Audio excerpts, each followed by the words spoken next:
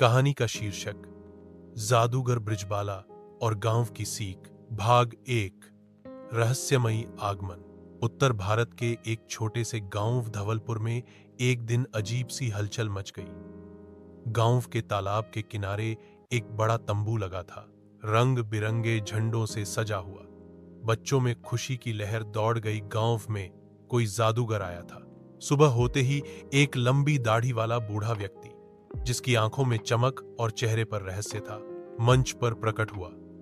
उसके हाथ में एक लकड़ी की छड़ी थी और पीठ पर एक पुराना बैग। उसने खुद को जादूगर ब्रिजबाला कहा। भाग 2, जादू और नैतिकता। ब्रिजबाला रोज शाम को बच्चों के लिए शो करता।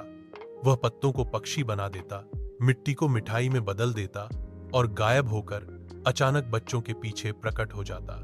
लेकिन सबसे खास बात यह थी कि हर जादू के साथ वह एक छोटी सी कहानी सुनाता, जिसमें हमेशा कोई नैतिक शिक्षा होती। एक बार उसने एक जादू किया जिसमें 2 गुड़ियों को लड़ते हुए दिखाया गया। फिर वह बोला, क्रोध में हम अपना ही नुकसान करते हैं। क्षमा वो जादू है जो रिश्तों को जोड़ता है।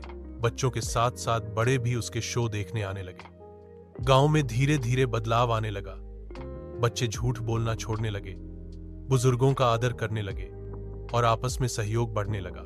भाग 3, रहस्य की परत। एक दिन गांव में चोरी हो गई। किसी ने मंदिर की दानपेटी से पैसे चुरा लिए। सबकी नजरें एक अनाथ बालक गोपाल पर गईं, जो पहले थोड़ा शरारती था।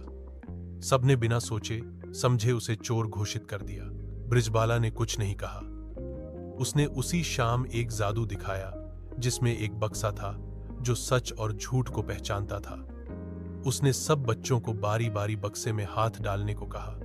जब गोपाल की बारी आई, बक्से से एक रोशनी निकली और आवाज आई, यह बालक निर्दोष है, सच्चाई उसके साथ है। लोग हैरान रह गए। फिर ब्रिजबाला ने सबको दिखाया कि असली चोर गांव का एक अमीर बनिया था, जो पैसे छिपा रहा था। सब शर्मिंदा हुए और गोपाल से माफी मांगी। भाग 4, असली पहचान। अगली सुबह ब्रिजबाला का तंबू गायब था। कोई नहीं जानता वो कहां गया, लेकिन पंचायत भवन के पास एक पत्र मिला।